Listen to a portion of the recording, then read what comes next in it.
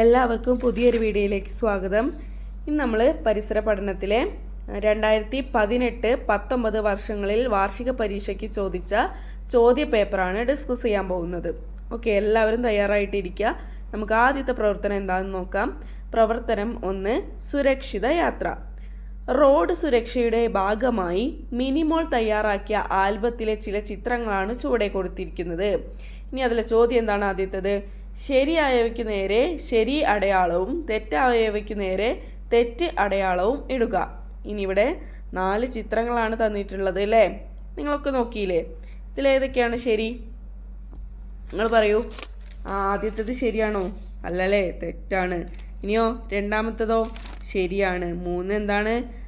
Helmet ഒന്നും ധരിച്ചിട്ടില്ല അല്ലേ? അപ്പോൾ തെറ്റാണ്. 4 എന്താണ്? ശരിയാണല്ലേ.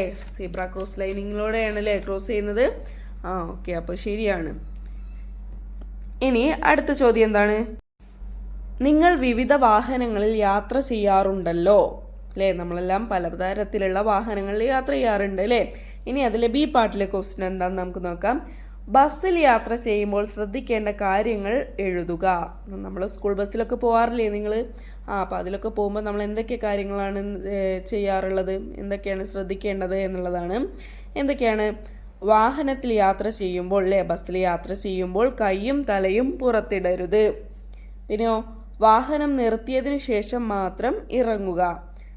ഇനി അടുത്തത്, വാഹനത്തിൽ സുരക്ഷിതമായി പിടിച്ചിരിക്കുക അല്ലേ? നമ്മൾ ഇരിപ്പിടത്തിൽ അല്ലെങ്കിൽ ഇനി നിൽക്കുകയാണെങ്കിൽ എന്ത് ചെയ്യുക? നമ്മൾ പിടിച്ചിട്ട് നല്ല പോലെ പിടിച്ചിരിക്കണം അല്ലേ?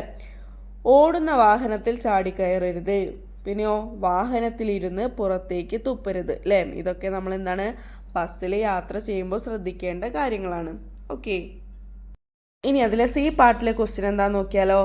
റോഡിൽ സീബ്ര ലൈൻ വരച്ചിട്ടുള്ളത് എന്തിനാണ്? ശരി ഉത്തരത്തിന് നേരെ ടിക്ക് അടയാളം രേഖപ്പെടുത്തുക. ഓക്കെ, ശരി എന്ന അടയാളം രേഖപ്പെടുത്തുക. അപ്പോൾ ഇവിടെ 4 കാര്യങ്ങൾ തന്നിട്ടുണ്ട്. അതിൽ ഏതാണ് സീബ്ര ലൈൻ വരച്ചിട്ടുള്ള കാര്യം എന്തിനാണ് എന്നുള്ളതിന് ടിക്ക് ചെയ്യാനാണ് പറയുന്നത്. ഓക്കെ. ഇനി ആദ്യത്തേത്, വാഹനങ്ങൾ നിർത്തിയിടാൻ. എന്താണ്? തെറ്റാണ് അല്ലേ? കാൽനട യാത്രക്കാർക്ക് റോഡ് മുറിച്ചു കടക്കാൻ. എന്താണ്? ശരിയാണല്ലേ. അതിനാണ് നമ്മൾ സീബ്ര ലൈൻ വരച്ചിട്ടുള്ളത്.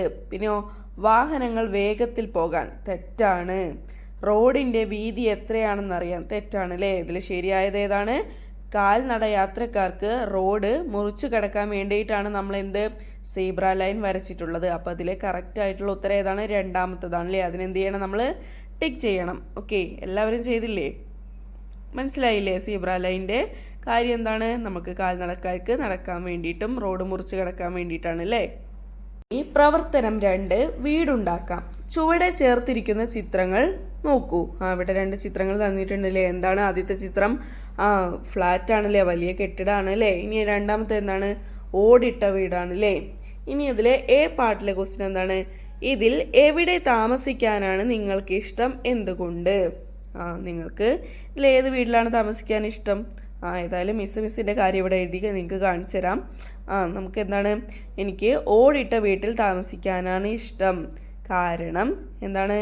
കുറഞ്ഞ നിർമ്മാണ ചെലവ് മതി അല്ലേ? ഈ ഓടിട്ട വീടുണ്ടാക്കാൻ കുറഞ്ഞ നിർമ്മാണ ചെലവ് മതി. കൂടാതെ വേനൽക്കാലത്തെ കഠിനമായ ചൂടിൽ നിന്നും രക്ഷ നേടാൻ ഓടിട്ട വീടുകൾ സഹായിക്കുന്നു. അതുകൊണ്ടും മിസ്സിന് എന്താണ്? ഓടിട്ട വീട്ടിൽ താമസിക്കാനാണ് ഇഷ്ടം. ഓക്കെ, നിങ്ങൾക്ക് ആർക്കെങ്കിലും ഫ്ലാറ്റിൽ ജീവിക്കാൻ ഇഷ്ടമുണ്ടോ? ഉണ്ടെങ്കിൽ അതിൻ്റെ കാരണം കൂടെ എഴുതി കൊടുക്കുക. ഓക്കെ, അതിലെ ബി പാർട്ടിലെ ക്വസ്റ്റ്യൻ, പരിസ്ഥിതിക്ക് ഇണങ്ങുന്ന വീടുകൾ നിർമ്മിക്കുമ്പോൾ ശ്രദ്ധിക്കേണ്ട കാര്യങ്ങൾ എഴുതുക. പരിസ്ഥിതിക്ക് ഇണങ്ങുന്ന വീടുകൾ നിർമ്മിക്കുമ്പോൾ ശ്രദ്ധിക്കേണ്ട കാര്യങ്ങൾ എന്തൊക്കെയാണ്? പരിസ്ഥിതിയോട് ഇണങ്ങുന്ന വസ്തുക്കൾ ഉപയോഗിച്ച് ഉള്ള നിർമ്മാണം അല്ലേ?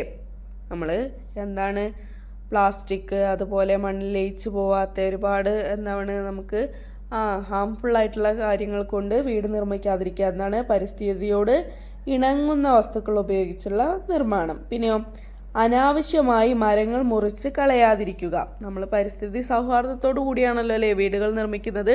അപ്പോൾ മരങ്ങൾ വെട്ടി നശിപ്പിക്കാൻ പാടില്ല അല്ലേ? അതുകൊണ്ട് എന്താണ്? അനാവശ്യമായി മരങ്ങൾ മുറിച്ച് കളയാണ്ടിരിക്കുക. പിന്നെയോ മഴവെള്ള സംഭരണത്തിനായി മുറ്റം കോൺക്രീറ്റ് ചെയ്യാതിരിക്കുക. നമ്മുടെ മുറ്റത്തൊക്കെ എന്താണ് കോൺക്രീറ്റ് ചെയ്താൽ ഭൂമിയിലേക്ക് വെള്ളം ഇറങ്ങില്ല അല്ലേ? അപ്പോൾ അങ്ങനെ ചെയ്യാണ്ടിരിക്കുക. ഇനി അതിലെ സി പാർട്ടിലെ ക്വസ്റ്റ്യൻ എന്താണ്? മഞ്ഞുകട്ടകൾ കൊണ്ട് നിർമ്മിക്കുന്ന വീടിന് പറയുന്ന പേരെന്ത്? ശരി ഉത്തരത്തിന് നേരെ ശരി അടയാളം ഇടുക. ഇനി അവിടെ താഴെ 4 വീടുകളുടെ പേരുകൾ തന്നിട്ടുണ്ട്. അതിൽ മഞ്ഞുകട്ടകൾ കൊണ്ട് നിർമ്മിക്കുന്ന വീടിന് നേരെ ശരി അടയാളം ഇടാനാണ് പറയുന്നത്. ഏതൊക്കെ വീടുകളാണ് തന്നത് നമുക്ക് നോക്കാം. മഞ്ഞു വീട്, ഏറുമാടം, ഫ്ലാറ്റ്, ഇഗ്ലു. ഇതിലേതാണ് മഞ്ഞുകട്ടകൾ കൊണ്ട് നിർമ്മിക്കുന്ന വീട്? നിങ്ങൾക്കൊക്കെ അറിയാലേ, ഏതാണ്? ഇഗ്ലു അല്ലേ? ഇഗ്ലു ആണ് മഞ്ഞുകട്ടകൾ കൊണ്ട് നിർമ്മിക്കുന്ന വീടിന് പറയുന്ന പേര്. ഓക്കെ. ഇനി പ്രവർത്തനം 3, ജലം അമൂല്യം. അതിലെ പാട്ടിലെ ക്വസ്റ്റ്യൻ എന്താണ്? വരൾച്ചയുമായി ബന്ധമില്ലാത്ത പ്രസ്താവന ഏത്? ഇതിൽ തന്നിട്ടുള്ളതിൽ വരൾച്ചയുമായി ബന്ധമില്ലാത്തൊരു പ്രസ്താവനയുണ്ട്. ഓക്കെ. അപ്പോൾ ഇനി ശരി ഉത്തരത്തിന് നേരെ ടിക്ക് അടയാളം രേഖപ്പെടുത്തുക. വരൾച്ചയുമായി ബന്ധമില്ലാത്ത പ്രസ്താവനയ്ക്ക് നേരെ എന്താണ്? ടിക്ക് ചെയ്യാനാണ് പറയുന്നത്. ഇതിലേതാണ്? താഴെ തന്നിട്ടുള്ളത് ഏതൊക്കെയാണ് നമുക്ക് വായിച്ചു നോക്കാം. കുളങ്ങൾ വറ്റിപ്പോകുന്നു, കുടിവെള്ളക്ഷാമം ഉണ്ടാകുന്നു, പുഴകൾ നിറയുന്നു, കടുത്ത ചൂട് അനുഭവപ്പെടുന്നു. ഇതിൽ വരൾച്ചയുമായി ബന്ധമില്ലാത്തത് ഏതാണ്? ഉത്തരം സി, പുഴകൾ നിറയുന്നു ആണല്ലേ നമ്മൾ ടിക്ക് ചെയ്യേണ്ടത്. അത് വരൾച്ചയുമായി ബന്ധപ്പെട്ടതല്ല അല്ലേ? വരൾച്ചയുമായി ബന്ധപ്പെട്ടത് എന്താണ്? വരൾച്ച ഉണ്ടാകുമ്പോൾ കുളങ്ങൾ വറ്റിപ്പോവും, കുടിവെള്ളക്ഷാമം ഉണ്ടാവും, കടുത്ത ചൂടുണ്ടാവും അല്ലേ? അപ്പോൾ ശരി, പ്രസ്താവനയുമായിട്ട് ബന്ധമില്ലാത്തത് ഏതാണ്? പുഴകൾ നിറയുന്നു. അതിനെന്ത് ചെയ്യുക? എല്ലാവരും ശരിയിടുക. ഓക്കെ. അത് ബി പാർട്ടിലെ ക്വസ്റ്റ്യൻ ആണ്. ജലക്ഷാമം കൊണ്ട് നാം നേരിടുന്ന പ്രയാസങ്ങൾ എഴുതുക. ജലക്ഷാമം നമുക്ക് ഉണ്ടായിക്കഴിഞ്ഞാൽ എന്തൊക്കെ പ്രയാസങ്ങളാവും നമ്മൾ നേരിടുക എന്നുള്ളത് എഴുതാനാണ്. എന്താണ്? കുടിവെള്ളം ലഭ്യമാവില്ല, പിന്നെയോ രോഗങ്ങൾ, പിന്നെയോ ശുചിത്വ പ്രശ്നങ്ങൾ, വരൾച്ച. ഇതൊക്കെ നമുക്ക് ജലക്ഷാമം കൊണ്ട് നേരിടാവുന്ന പ്രശ്നങ്ങളാണ്. ഓക്കെ. ഇനി അടുത്തത് എന്താണെന്ന് നോക്കാം. ഇനി അതിലെ സി പാർട്ടിലെ ക്വസ്റ്റ്യൻ ആണ്. ജലസംരക്ഷണവുമായി ബന്ധപ്പെട്ട് സ്കൂളിൽ പ്രദർശിപ്പിക്കുന്നതിനായി ഒരു പോസ്റ്റർ തയ്യാറാക്കാനാണ് പറയുന്നത്. അപ്പോൾ അതാക്കണം, നിങ്ങൾ നല്ല രീതിയിൽ ചിത്രങ്ങളൊക്കെ വരച്ച് കളറ് കൊടുത്ത് നല്ല ഭംഗിയുള്ള പോസ്റ്റർ തയ്യാറാക്കാം. എന്നിട്ട് എന്ത് ചെയ്യുക? അതിൽ നല്ല ക്യാപ്ഷൻ എഴുതണം അല്ലേ? എന്താണ് ഇവിടെ തന്നിട്ടുള്ളത്? എന്താണ്? ജലം ജീവാമൃതം അല്ലേ? എന്നിട്ട് നല്ല ചിത്രങ്ങളൊക്കെ വരച്ചിട്ടില്ലേ? എല്ലാവരും ഇതുപോലെ ഭംഗിയിൽ വരച്ച് തയ്യാറാക്കുക. ഓക്കെ.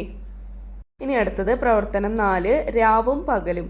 ഭൂമിയിൽ രാവും പകലും അനുഭവപ്പെടുന്ന ചിത്രമാണിത്. അതിലെ പാട്ടിലെ ക്വസ്റ്റ്യൻ എന്താണ്? ചിത്രത്തിൽ സൂര്യന്റെ സ്ഥാനം വരച്ചു ചേർക്കുക. നമ്മൾ പഠിച്ചിട്ടുണ്ടല്ലേ? എന്താണ്? സൂര്യപ്രകാശം ലഭിക്കുന്ന ഭാഗം പകലും ബാക്കിയും അല്ലാത്ത ഭാഗം എന്താണ്? ഇരുട്ടുള്ള ഭാഗം എന്താണ്? രാത്രിയുമാണ് അല്ലേ? അപ്പം നമ്മുടെ സൂര്യൻ എവിടെ വരും? ഇതാ ഇവിടെയാണ് നമ്മുടെ സൂര്യൻ വരിക. ഓക്കെ. എല്ലാവരും അവിടെ സൂര്യനെ വരച്ചു കൊടുക്കണം. ഓക്കെ. ഭൂമി കറങ്ങുമ്പോൾ ഇരുട്ടും വെളിച്ചവും മാറി മാറി വരുന്നു. ഇത് എങ്ങനെയാണെന്ന് മനസ്സിലാക്കാൻ ക്ലാസ്സിൽ ഒരു പരീക്ഷണം ചെയ്തിരുന്നല്ലോ അല്ലേ? രാവും പകലും എങ്ങനെയാണ് നമുക്ക് ഉണ്ടാകുന്നത് എന്ന് അറിയാൻ വേണ്ടിയിട്ട് നമ്മളൊരു എക്സ്പെരിമെന്റ് ക്ലാസ്സിൽ ചെയ്തിരുന്നു അല്ലേ? ഓർക്കുന്നില്ല എല്ലാവരും? ഇനി അതിലെ ബി പാർട്ടിലെ ക്വസ്റ്റ്യൻ ആണ് ചോദിക്കുന്നത്. പരീക്ഷണത്തിന് ഉപയോഗിച്ചിരുന്ന സാമഗ്രികൾ എന്തെല്ലാമായിരുന്നു? നമ്മൾ റൂമൊക്കെ ക്ലാസ് റൂമിന്റെ ജനാലുകളൊക്കെ അടച്ചിട്ടിട്ട് നമ്മളൊരു എക്സ്പെരിമെന്റ് ചെയ്തിരുന്നു അല്ലേ? അത് നമ്മൾ എന്തൊക്കെ സാധനങ്ങളായിരുന്നു ഉപയോഗിച്ചിരുന്നത്? ഗ്ലോബ് അല്ലേ? ഗ്ലോബ്, അതുപോലെ എമർജൻസി ലാമ്പും ഉപയോഗിച്ചിട്ടായിരുന്നു നമ്മൾ ആ പരീക്ഷണം ചെയ്തിരുന്നത്. ഓക്കെ.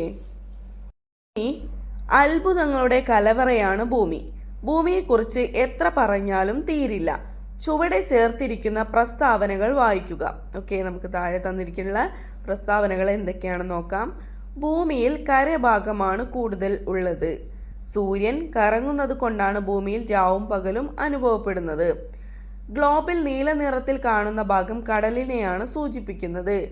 ചന്ദ്രനെ കുറിച്ച് പഠിക്കാൻ ഗ്ലോബ് സഹായകമാണ്.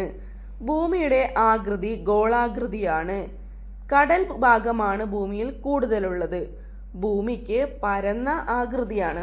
ഇത്രയും പ്രസ്താവനകളാണ് താഴെ തന്നിട്ടുള്ളത്. ഓക്കെ. ഇനി അതിൽ എന്താണ് ചോദ്യം? സി പാർട്ടിലെ ക്വസ്റ്റ്യൻ എന്താണ്? ഈ പ്രസ്താവന വായിച്ചിട്ട് ഭൂമിയെക്കുറിച്ചുള്ള ശരിയായ പ്രസ്താവനകൾ എഴുതൂ. എന്തൊക്കെയായിരിക്കും? ഗ്ലോബിൽ നീല നിറത്തിൽ കാണുന്ന ഭാഗം കടലിനെയാണ് സൂചിപ്പിക്കുന്നത്. ഇനിയോ ഭൂമിയുടെ ആകൃതി ഗോളാകൃതിയാണ്. പിന്നെയോ കടൽ ഭാഗമാണ് ഭൂമിയിൽ കൂടുതലുള്ളത്. ഇതെല്ലാം എന്താണ്? ഭൂമിയെക്കുറിച്ച് തന്നിട്ടുള്ളതിൽ ശരിയായ പ്രസ്താവനയാണ്. ഇനി ഓക്കെ, ഇനി അഞ്ചാമത്തെ പ്രവർത്തനം നോക്കൂ. പ്രവർത്തനം 5 രുചിയോടെ. പഠനോത്സവത്തിൽ പങ്കെടുത്ത രക്ഷിതാക്കൾക്ക് ഉച്ചഭക്ഷണം കൊടുക്കാൻ തീരുമാനിച്ചു. ഭക്ഷണം ഒരുക്കാനുള്ള വിഭവങ്ങൾ ശേഖരിച്ചപ്പോൾ ലഭിച്ച ഭക്ഷ്യവസ്തുക്കളാണ് ചുവടെ. എന്താണ്? പഠനോത്സവത്തിൽ പങ്കെടുത്ത രക്ഷിതാക്കൾക്ക് ഉച്ചഭക്ഷണം കൊടുക്കാൻ തീരുമാനിച്ചു അല്ലേ? അങ്ങനെ ഭക്ഷണം കൊടുക്കാൻ തീരുമാനിച്ചപ്പോൾ ഒരുപാട് ഭക്ഷ്യവസ്തുക്കൾ ശേഖരിച്ചു. അതിൽ ലഭിച്ച ഭക്ഷ്യവസ്തുക്കളുടെ പേരുകളാണ് താഴെ തന്നിട്ടുള്ളത്. നോക്കാം എന്തൊക്കെയാണെന്ന്. വെള്ളരി, ക്യാരറ്റ്, ചീര, ഉരുളക്കിഴങ്ങ്, ചേമ്പ്, പയർ, ചേന, തക്കാളി. ഇനി എന്താണ്? ഭക്ഷ്യവസ്തുക്കളെ തരംതിരിച്ച് പട്ടിക പൂർത്തിയാക്കുക.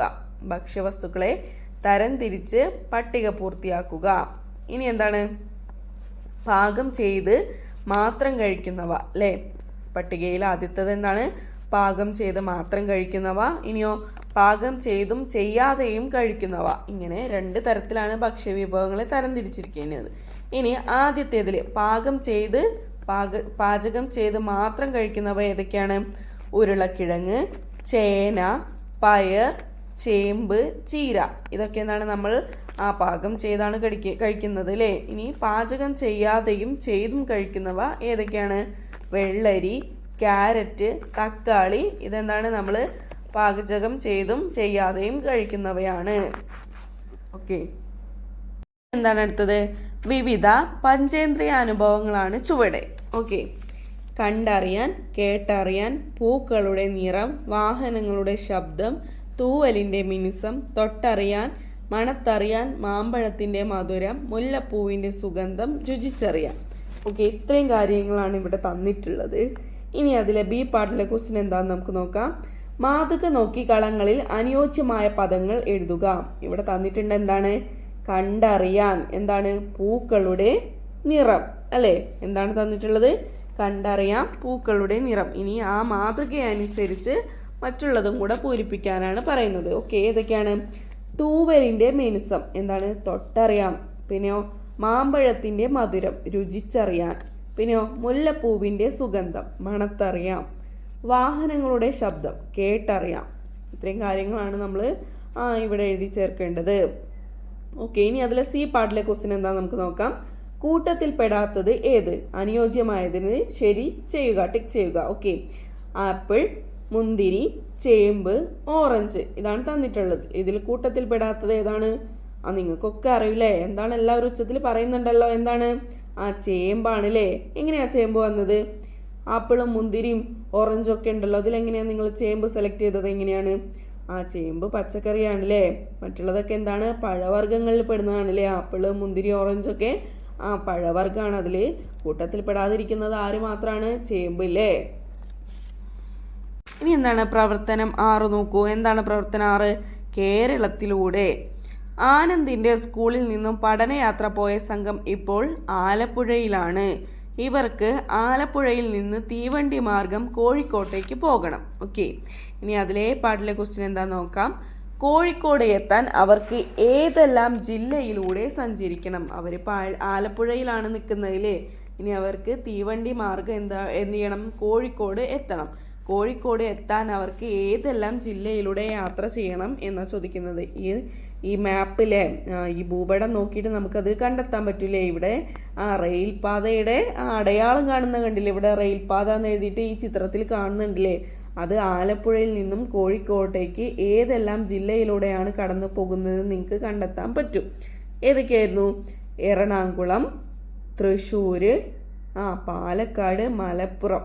ഈ ജില്ലയിലൂടെ എങ്ങനെ പോയിട്ടാണ് എവിടേക്ക് എത്തുന്നത്? ആലപ്പുഴയിൽ നിന്നും തീവണ്ടി മാർഗം നമുക്ക് കോഴിക്കോട്ടേക്ക് എത്തുന്നത്. ഏതൊക്കെയാണ്? എറണാകുളം, തൃശ്ശൂർ, പാലക്കാട്, മലപ്പുറം. ഓക്കെ, ഇനി അതിലെ ബി പാർട്ടിലെ ക്വസ്റ്റ്യൻ നോക്കാം. ആനന്ദും കൂട്ടുകാരും നിങ്ങളുടെ ജില്ല സന്ദർശിക്കുകയാണെങ്കിൽ അവർക്ക് കാണുന്നതിന് ഏതെല്ലാം പ്രധാനപ്പെട്ട സ്ഥലങ്ങളാണ് നിങ്ങൾ നിർദ്ദേശിക്കുക?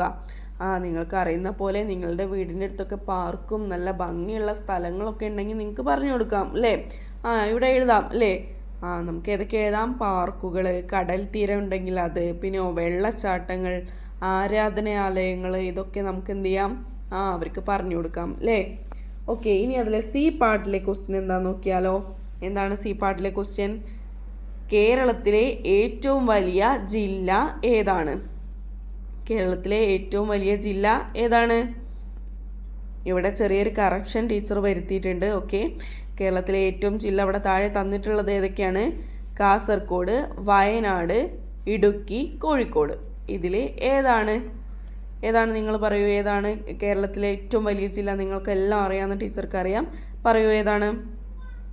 ഇടുക്കിയിലെ ഇടുക്കിയാണ് കേരളത്തിലെ ഏറ്റവും വലിയ ജില്ല. അതിനെല്ലാവരും ടിക്ക് ചെയ്ത് കൊടുക്കുക. ഓക്കെ, അപ്പോൾ ഇത്രയും ക്വസ്റ്റ്യൻസ് ആണ് നമ്മുടെ ഈ ക്വസ്റ്റ്യൻ പേപ്പറിലൂടെ നമുക്ക് പരിചയപ്പെടാൻ പറ്റിയത്. അപ്പോൾ എല്ലാവരും നന്നായിട്ട് ആ വീഡിയോ ശ്രദ്ധിച്ചിരുന്ന് ടെക്സ്റ്റ് ബുക്കും നോട്ട് ബുക്കും ഒക്കെ നന്നായിട്ട് വായിച്ച് നല്ലപോലെ എക്സാം എഴുതുക. ഓക്കെ.